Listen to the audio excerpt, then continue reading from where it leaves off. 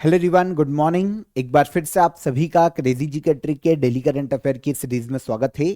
शुरू करेंगे आज के सेशन को। आज है 26 जनवरी, republic day. 77th republic day को इस बार हम सेलिब्रेट कर रहे हैं। स्वर्णिम संविधान के लागू होने की तिथि के रूप में आप सभी को 77th रिपब्लिक डे की बहुत बहुत शुभकामनाएं। इसी उपलक्ष्य में देखिए, आप सभी के लिए आपका रिपब्लिक डे और ज्यादा खुशहाल हो।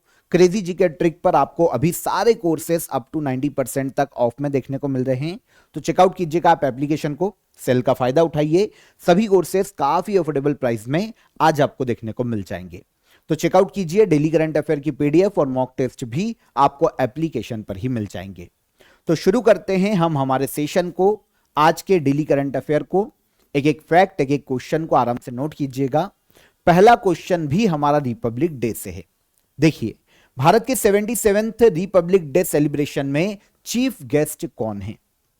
तो यह हमने पहले डिस्कस किया था। वैसे आपको मैंने बताया था कि चीफ गेस्ट के रूप में आए हैं उर्सुला वॉन डेर लेयन और एंटोनियो कोस्टा। तो आंसर हो जाएगा आंसर बी। इस बार हम 77th रिपब्लिक डे को सेलिब्रेट कर रहे हैं। भारतीय संविधान 26 जनवरी 1950 को लागू किया गया था और इसी उपलक्ष्य में हम बनाते हैं रिपब्लिक डे। तो यहां पर परंपरा रही है कि हर साल रिपब्लिक डे पर चीफ गेस्ट बुलाए जाते हैं। नॉर्मली क्या होता है, किसी देश के, किसी कंट्री के राष्ट्राध्यक्ष, प्रेसिडेंट या पीएम को बुलाया जाता है। लेकिन इस बार जो हमारे चीफ गेस्ट बुलाए गए हैं ये यूरोपीय यूनियन के मेंबर हैं। यूरोपीय यूनियन की दो अलग अलग बॉडी के अध्यक्ष इस बार बुलाए गए हैं, उर्सुला वॉन डेर लेयन और एंटोनियो कोस्टा। ये दोनों आए हैं चीफ गेस्ट के रूप में। यहां पर अगर हम उर्सुला वॉन डेर लेयन की बात करें तो ये प्रेसिडेंट है यूरोपियन कमीशन की, और इनके अलावा एंटोनियो कोस्टा की बात करते हैं तो ये प्रेसिडेंट है यूरोपियन काउंसिल के। दोनों को हम सेपरेटली देख लेते हैं कि ये कौन कौन है, क्या काम करते हैं। तो देखिए, उर्सुला वॉन डेर लेयन ये जर्मन की एक पॉलिटिशियन है, जर्मनी से आती है। पहली बार 1 दिसंबर 2019 को यूरोपियन कमीशन की ये अध्यक्ष के रूप में, प्रेसिडेंट के रूप में अपॉइंट की गई थी। आगे चलकर 2024 में सेकेंड टेन्योर के लिए इनको अपॉइंट किया गया और अभी ये यूरोपियन कमीशन के अध्यक्ष के पद पर हैं। सेकेंड टर्म इनका चल रहा है। जर्मनी की चांसलर एंजेलिना मर्केल की गवर्नमेंट में ये डिफेंस मिनिस्टर के रूप में काम कर चुकी है 2013 से 2019 तक। ये यूरोपियन कमीशन के अध्यक्ष है। तो यहां पर यूरोपियन कमीशन को हमको देखना पड़ेगा। यूरोपियन यूनियन की एक एग्जीक्यूटिव बॉडी है यूरोपियन कमीशन, ठीक है।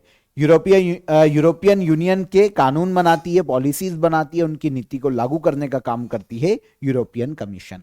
स्थापना 1958 में की गई थी, बेल्जियम के ब्रुसेल्स में इसका हेडक्वार्टर है। सेकेंड व्यक्ति कौन? Antonio Costa. ये पुर्तगाल से आते हैं। पुर्तगाल के एक बहुत ही फेमस पॉलिटिशियन है। ये पुर्तगाल के प्राइम मिनिस्टर के रूप में काम कर चुके हैं 2015 से 2024 तक। 2024 में इन्हें यूरोपियन काउंसिल का प्रेसिडेंट अपॉइंट किया गया था। यूरोपियन काउंसिल ये यूरोपियन यूनियन की एक सुप्रीम पॉलिटिकल बॉडी है। करती क्या है? यूरोपियन यूनियन के लिए लॉन्ग टर्म पॉलिसीज बनाना, है ना, और जो स्ट्रेटेजी होती है फ्यूचर की उनको तय करना, ये यूरोपियन काउंसिल का काम है। इसकी स्थापना 1974 में की गई थी और इसका हेडक्वार्टर भी बेल्जियम के ब्रुसेल्स में देखने को मिलता है। तो ये दो व्यक्ति चीफ गेस्ट के रूप में आए हैं 2026 में 77th रिपब्लिक डे के अवसर पर। आपको पता है सबसे पहली बार हमारे चीफ गेस्ट थे 1950 में इंडोनेशिया के प्रेसिडेंट सुकर्णो। ये पहले चीफ गेस्ट थे हमारे। और कोइंसिडेंस देखिए कि 2025 में जो हमारा 76th रिपब्लिक डे था उसमें भी हमारे चीफ गेस्ट के रूप में इंडोनेशिया के ही प्रेसिडेंट आए थे और इनका नाम है प्रबोवो सुबियांतो।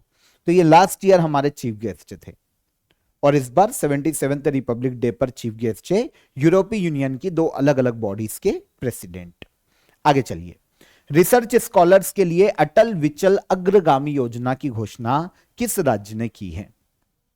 किसके लिए?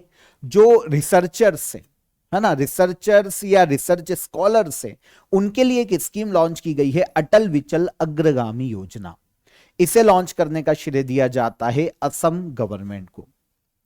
देखिए क्या होता है, इससे जो भी स्टूडेंट है जो कि पीएचडी कर रहे हैं, है ना, पीएचडी या कोई किसी भी क्षेत्र में रिसर्च कर रहे हैं, तो ऐसे छात्र क्या होता है, बहुत सारे छात्र ऐसे होते हैं जो कि पैसे की कमी की वजह से ना, क्योंकि आर्थिक रूप से कमजोर हैं, तो इसी कंडीशन में अपनी रिसर्च को या पीएचडी को बीच में छोड़ देते हैं, कुछ दूसरा काम करने लगते हैं। तो ऐसे रिसर्चर्स सही दिशा में काम कर पाए, उन्हें पैसे की कमी के कारण रिसर्च को या पीएचडी को बीच में ना छोड़ना पड़े, तो ऐसी कंडीशन में असम गवर्नमेंट ने, हेमंत बिस्वा शर्मा गवर्नमेंट ने एक नई स्कीम को लॉन्च किया है राज्य में, जिसका नाम है अटल विचल अग्रगामी असम योजना, इसका पूरा नाम।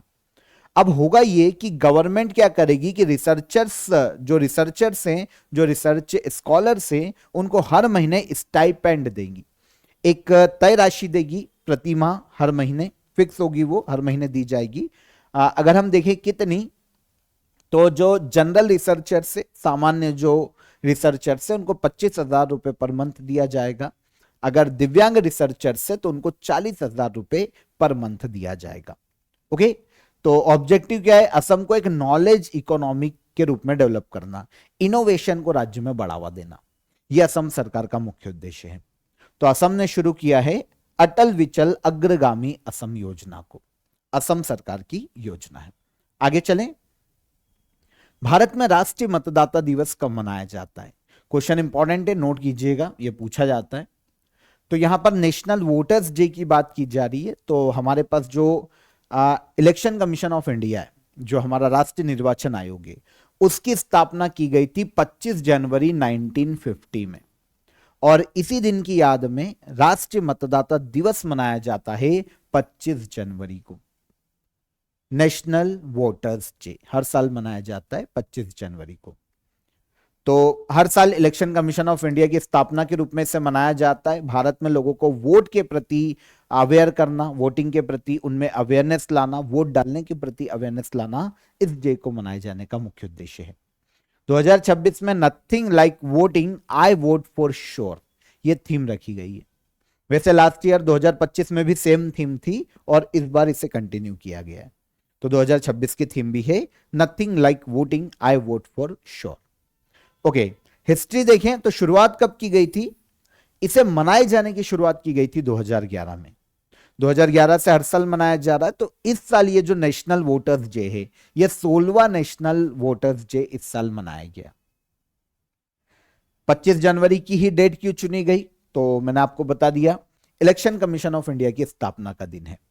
इलेक्शन कमीशन ऑफ इंडिया एक संवैधानिक निकाय है, एक कॉन्स्टिट्यूशनल बॉडी है। इंडियन कॉन्स्टिट्यूशन में इसका उल्लेख देखने को मिलता है। पार्ट 15 में आर्टिकल 324 से लेकर 329 तक के जो प्रावधान हैं वो इलेक्शन से संबंधित है, और इसी में जो आर्टिकल 324 है वो राष्ट्रीय निर्वाचन आयोग के गठन की बात करता है। ठीक है, राष्ट्रीय निर्वाचन आयोग आर्टिकल 324 में उल्लेखित है। स्थापना 25 जनवरी 1950 में की गई। देश में president, vice president, Lok Sabha, Rajya Sabha और राज्य की विधानसभाओं के जो चुनाव होते हैं, यहां पर नोट कीजिएगा, राज्य की विधानसभा के चुनाव, विधान परिषद या फिर इस प्रकार का राज्य के नगरीय निकायों की बात नहीं की जा रही है। जब राज्य की बात की जाएगी नगरीय निकायों की, तो नगरीय निकाय में जो चुनाव होते हैं वो राज्य निर्वाचन आयोग करवाता है। ओके, तो 5 चुनाव के लिए जिम्मेदार है election commission of India. President, vice president, Lok Sabha, Rajya Sabha और राज्य की विधानसभा के चुनाव करवाता है यह बॉडी। ठीक है, एक मुख्य निर्वाचन आयुक्त होते हैं, 2 अन्य निर्वाचन आयुक्त होते हैं। वर्तमान में ज्ञानेश कुमार मुख्य निर्वाचन आयुक्त के पद पर हैं। तो इजी हो जाता है हमारे लिए। और 25 जनवरी को नेशनल वोटर्स डे हमारा क्वेश्चन है। कुछ और डे जो कि इंपॉर्टेंट है इसी से आसपास, तो हिमाचल प्रदेश में 25 जनवरी को हिमाचल प्रदेश राज्य अपना स्टेटहुड डे मनाता है, स्थापना दिवस के रूप में। यह भी 25 जनवरी है। और एक 25 जनवरी को नेशनल टूरिज्म डे के रूप में भी मनाया जाता है। तो ये 3 दिन हो गए, एक हिमाचल प्रदेश के लिए स्पेशली था। 1971 में हिमाचल प्रदेश को पंजाब से अलग करके भारत का 8वां राज्य बनाया गया था। तो हिमाचल प्रदेश राज्य का स्थापना दिवस भी 25 जनवरी को मनाया जाता है। प्रधानमंत्री नरेंद्र मोदी ने कर्पूरी ठाकुर की जयंती पर उन्हें श्रद्धांजलि दी है। कर्पूरी ठाकुर को मरणोपरांत भारत रत्न से किस वर्ष सम्मानित किया गया था? तो आपको पता होगा लास्ट टाइम 5 लोगों को एक साथ भारत रत्न दिया गया है 2024 में। इनमें से एक है कर्पूरी ठाकुर, जिनको 2024 में भारत रत्न से सम्मानित किया गया था। सही है, ठीक है। तो कर्पूरी ठाकुर मूल रूप से बिहार से आते हैं, बिहार के सीएम रह चुके हैं 2 बार। ओके, बिहार में समस्तीपुर में इनका जन्म हुआ था 1924 में। इनके गांव का नाम जो है ना, समस्तीपुर में जो इनका गांव है पर्टिकुलर, उसे कर्पूरी गांव के नाम से ही जाना जाता है इनके सम्मान में। तो 24 जनवरी 1924 को बिहार के समस्तीपुर में जन्मे थे कर्पूरी ठाकुर। मरणोपरांत 2024 में इन्हें भारत रत्न दिया गया। 2 बार बिहार के सीएम के रूप में इन्होंने काम किया है। पहली बार 1970-71 में, दिसंबर 1970 में बने थे, ऑलमोस्ट 6 महीने रहे, जून 1971 तक। सेकेंड टेन्योर देखने को मिलता है 1977 से 1979 तक का कर्पूरी ठाकुर का। बैकवर्ड क्लास के लिए बिहार में, विमेंस के लिए और जो इकोनॉमिकली वीकर सेक्शन है उनके रिजर्वेशन पॉलिसीज को लागू करने के लिए, सामाजिक न्याय के लिए इन्हें जाना जाता है। बिहार में सबसे ज्यादा पूजा जाता है। भारत रत्न भारत का सर्वोच्च नागरिक सम्मान है। 1954 में इसकी शुरुआत की गई थी, जब राजेंद्र प्रसाद जी भारत के प्रेसिडेंट थे। अभी तक 53 लोगों को भारत रत्न दिया जा चुका है। 53 लोगों को दिया जा चुका है। 2024 में एक साथ आखिरी बार 5 लोगों को दिया गया था, जिनमें एक कर्पूरी ठाकुर थे। मरणोपरांत मिला, देखिए 2024 में आखिरी बार ही भारत रत्न दिया गया 5 लोगों को एक साथ। तब तक 48 लोग थे और ये 5 और जुड़े और हो गए 53 मेंबर जिनको भारत रत्न मिला है। 4 लोगों को मरणोपरांत दिया गया था 2024 में, केवल एक जीवित थे, लाल कृष्ण आडवाणी। इनके अलावा कर्पूरी ठाकुर मरणोपरांत दिया गया, चौधरी चरण सिंह, पीवी नरसिम्हा राव और MS Swaminathan, father of green revolution. तो इन 4 लोगों को मरणोपरांत दिया गया था। एल के आडवाणी बस थे जो कि जीवित हैं इन भारत रत्न प्राप्त विभूतियों में। राष्ट्रपति का पुलिस कलर अवार्ड 2026 से किस राज्य की पुलिस को सम्मानित किया गया है? तो प्रेसिडेंट का एक अवार्ड है, police colour award. President police colour award के नाम से इसे जाना जाता है। किसी राज्य की पुलिस को उत्कृष्ट काम के लिए यह अवार्ड दिया जाता है। तो इस बार प्रेसिडेंट का पुलिस कलर अवार्ड दिया गया सिक्किम पुलिस को। किसे दिया गया? सिक्किम की पुलिस को। ठीक है ना। ये जो अवार्ड है ना प्रेसिडेंट का, इसे निशान के नाम से भी पुकारा जाता है, या फिर इसे प्रेसिडेंशियल या प्रेसिडेंट्स पुलिस कलर अवार्ड के नाम से जाना जाता है। यह सम्मान किसी भी पुलिस बल को उसकी ब्रेवरी के लिए, ना उसने जो उत्कृष्ट काम किया है, आउटस्टैंडिंग जो सर्विस दी है किसी भी राज्य की पुलिस ने, तो उस राज्य की पुलिस को दिया जाने वाला सर्वोच्च सम्मान है। राज्य पुलिस को दिया जाने वाला सर्वोच्च सम्मान है।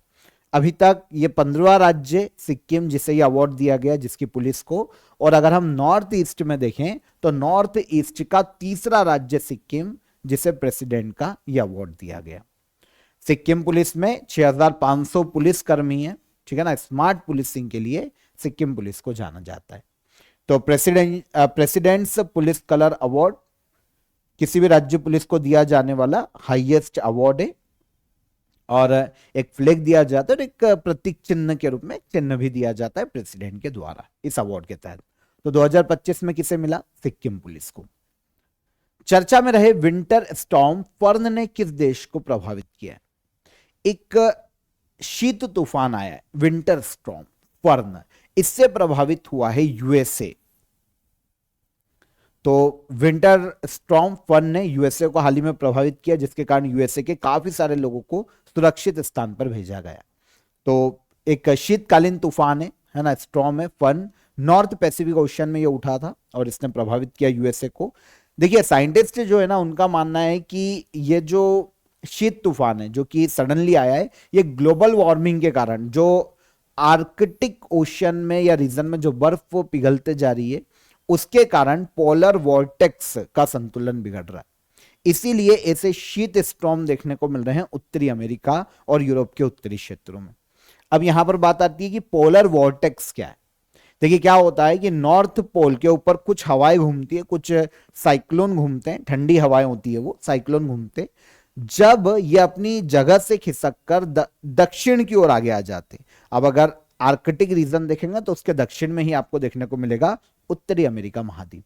तो जब ये खिसक कर दक्षिण की ओर आ जाते हैं तो ये महाद्वीप को प्रभावित करते हैं, उत्तरी अमेरिका महाद्वीप को।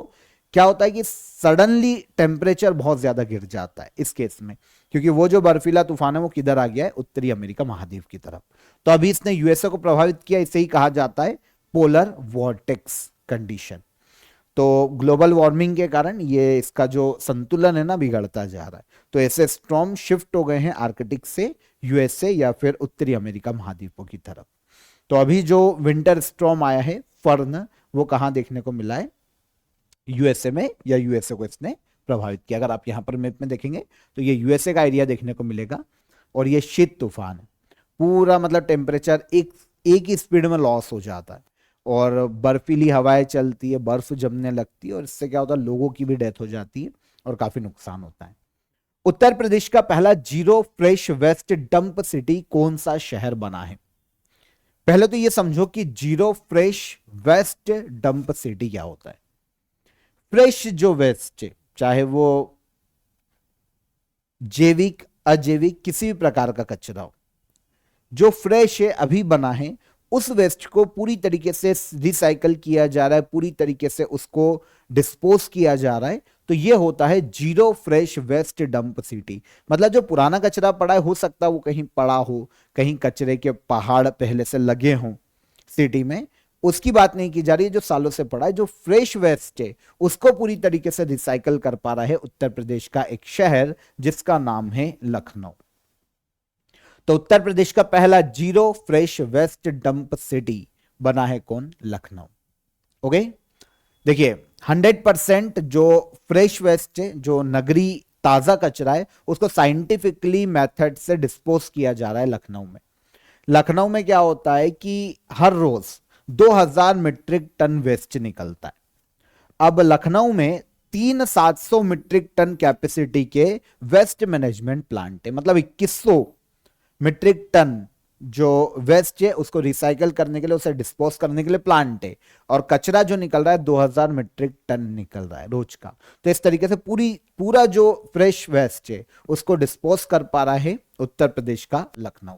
तो ये उत्तर प्रदेश का पहला zero fresh waste dump city हाल ही में घोषित किया गया। हो जाता है, ये मैं आपको समझा ही चुका हूं zero fresh waste dump city होता क्या है। कचरे दो तरीके के, एक होता है ऑर्गेनिक। तो लखनऊ में 55% जो कचरा है वो ऑर्गेनिक है। इससे क्या करते हैं, ये खाद बना लेते हैं, बायोगैस बनाते हैं। जो इनऑर्गेनिक कचरा है वो 45% तक देखने को मिलता है, इसे रिसाइकल किया जाता है, अलग अलग चीजों में इसका यूज किया जाता है और आरडीएफ में बदला जाता है, और आरडीएफ का उपयोग सीमेंट और कागज उद्योग में किया जाता है। ठीक है, तो इनऑर्गेनिक कचरे का अलग काम है, इसको इंडस्ट्रियल वेस्ट के रूप में या फिर उसको रिसाइकल करके इंडस्ट्री में यूज किया जाता है। और ऑर्गेनिक जो कचरा है उससे खाद बना ली जाती है, फ्यूल बना लिया जाता है, बायोगैस बना ली जाती है। ईसीआई नेट डिजिटल प्लेटफॉर्म को किस संस्था के द्वारा लॉन्च किया गया? यहां पर अगर आप 3 वर्ड देखेंगे ना शुरुआत के, तो ये है election commission of India, ECI net. Okay, तो ईसीआई नेट एक डिजिटल प्लेटफॉर्म है जिसे लॉन्च किया है इलेक्शन कमीशन ऑफ इंडिया ने। है क्या, इसको समझो। देखिए अभी एक कॉन्फ्रेंस का आयोजन किया गया था, international conference on democracy and election management 2026। यह नई दिल्ली में आयोजित की गई थी 21 से लेकर 23 जनवरी तक। इलेक्शन कमीशन ऑफ इंडिया के जो चीफ है, मुख्य निर्वाचन आयुक्त ज्ञानेश कुमार, उन्होंने ही इस कॉन्फ्रेंस की अध्यक्षता की थी। तो इस कॉन्फ्रेंस में उन्होंने एक चीज लॉन्च की है, ECI net platform, digital platform launch किया है ज्ञानेश कुमार ने। देखिए होगा क्या, ये एक ऐसा प्लेटफॉर्म है, डिजिटल प्लेटफॉर्म है, जो कि इलेक्शन से जुड़ी हुई सारी इंफॉर्मेशन, सारी की सारी जो सर्विसेज है, सारी जो प्रोसेस है, उनको एक ही स्थान पर उपलब्ध करवाएगा। ये प्लेटफॉर्म इसलिए बनाया गया है ताकि जो वोटर्स है उनको अपनी आईडी, उनकी इंफॉर्मेशन, उनकी जो भी उनका वोट डालने के लिए जो भी उनका सेंटर आए, उन सब की इंफॉर्मेशन एक जगह पर मिल जाए। तो ये दुनिया का सबसे बड़ा इलेक्टोरल डिजिटल प्लेटफॉर्म माना जा रहा है। प्लेटफॉर्म पर 40 एप्स, वेब सर्विसेज को एक ही साथ इंटीग्रेटेड सिस्टम में जोड़ा गया है। तो ईसीआई नेट इलेक्शन कमीशन की एक इंटीग्रेटेड डिजिटल सिस्टम है। सारी चुनाव संबंधित जानकारियां, सर्विसेज, प्रोसेस और जो भी इंफॉर्मेशन चाहिए वो यहीं पर लोगों को प्रोवाइड की जा सकेगी। 22 इंडियन लैंग्वेजेस उसमें अवेलेबल रहेगा। इससे होगा ये कि इलेक्शन में ट्रांसपेरेंसी बढ़ेगी, सभी लोग वोटिंग के प्रति अवेयर रहेंगे, उन्हें अपनी जो भी इंफॉर्मेशन चाहिए वोटिंग की वो सभी के सभी यहां पर मिल जाएगी। फेयर और ट्रांसपेरेंसी के साथ इलेक्शन करवाए जा सकेंगे। वैसे देखिए अभी तो इसे पूरे देश में लागू किया गया है ईसीआई नेट को, लेकिन ये पायलट प्रोजेक्ट के रूप में जब बिहार इलेक्शन हुआ था अक्टूबर नवंबर मंथ में, तब इसे लागू किया जा चुका था, लेकिन तब पायलट प्रोजेक्ट के रूप में इसे टेस्ट किया गया था और अब फाइनली इसे पूरे इंडिया में लागू किया गया है। सैन्य क्वांटम मिशन पॉलिसी फ्रेमवर्क किसके द्वारा लॉन्च किया गया है? सैन्य क्वांटम मिशन पॉलिसी फ्रेमवर्क, इसे लॉन्च किया है सीडीएस जनरल अनिल चौहान ने। सैन्य क्वांटम मिशन पॉलिसी फ्रेमवर्क के इसका उद्देश्य क्या? अच्छा, सीडीएस अनिल चौहान है वर्तमान में चीफ ऑफ डिफेंस स्टाफ, तो इन्होंने military quantum mission policy framework को लॉन्च किया। उद्देश्य कि आर्मी, नेवी और एयरफोर्स इन सभी को नई और एडवांस टेक्नोलॉजी से जोड़ा जा सके, नई और एडवांस टेक्नोलॉजी इनके लिए डेवलप की जा सके, ताकि फ्यूचर में अगर कोई भी वॉर होती है तो इंफॉर्मेशन को, युद्ध के सामानों को, इंफॉर्मेशन को स्पेशली फास्ट और सही तरीके से, फेयर तरीके से ट्रांसफर किया जा सके और तीनों जो हमारे आर्म्ड फोर्स है वो मिलकर काम कर सके। तो इसीलिए military quantum mission policy framework को जारी किया गया है। देखिए क्वांटम टेक्नोलॉजी डिफेंस में किससे काम आएगी समझिए।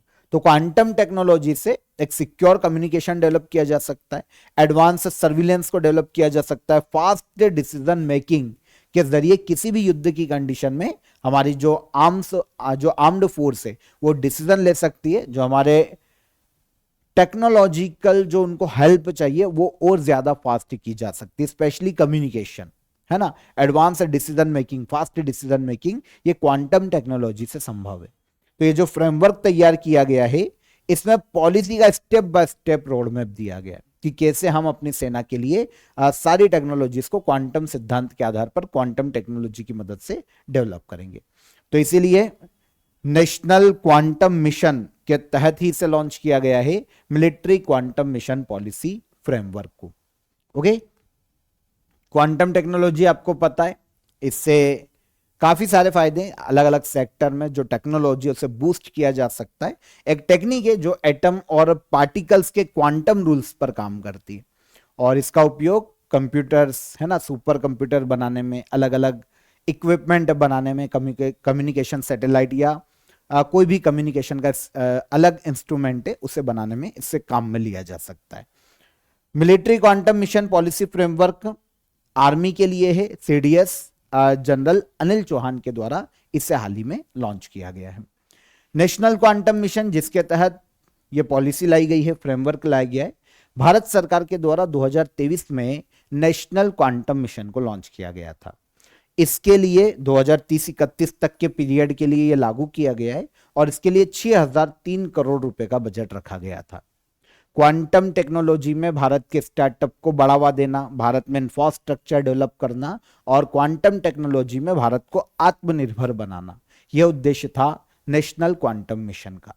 2003 में लागू किया गया, बजट कितना? ऑलमोस्ट 6000 करोड़। और कब तक के लिए लागू है ये? 2030-31 तक के लिए। लास्ट क्वेश्चन, भारत की पहली एकीकृत निजी उपग्रह विनिर्माण इकाई कहां शुरू की गई है? इंडिया की first integrated private satellite manufacturing unit, इसका इनॉग्रेशन किया गया है गुजरात के सानंद में। तो गुजरात में first integrated private satellite manufacturing unit है।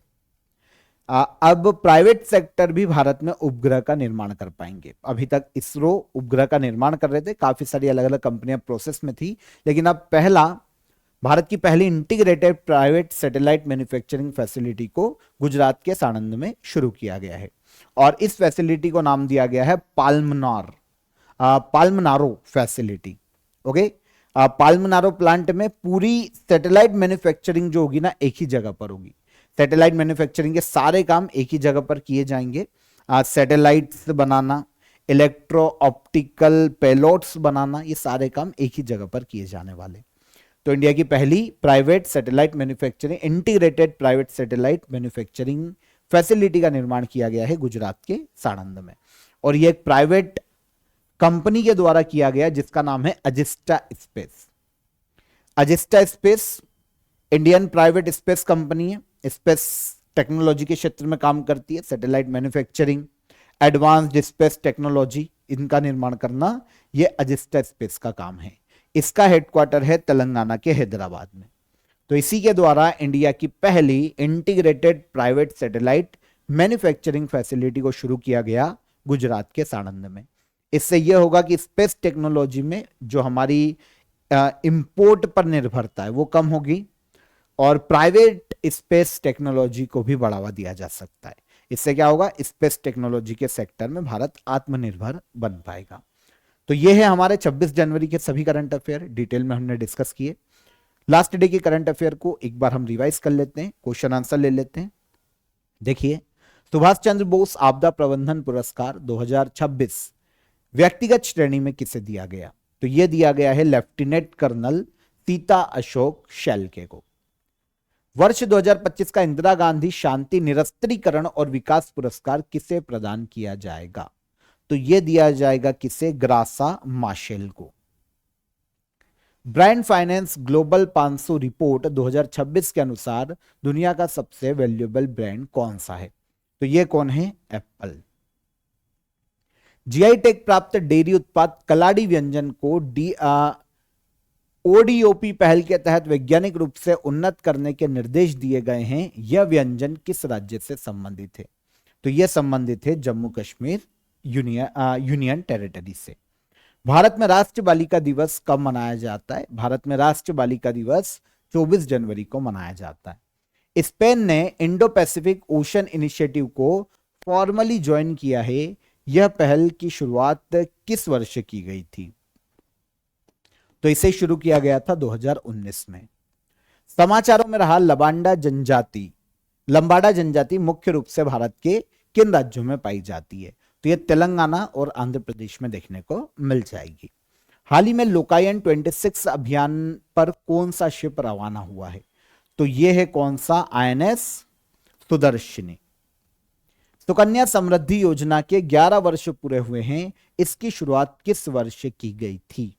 सुकन्या समृद्धि योजना की शुरुआत की गई थी 22 जनवरी 2015 को।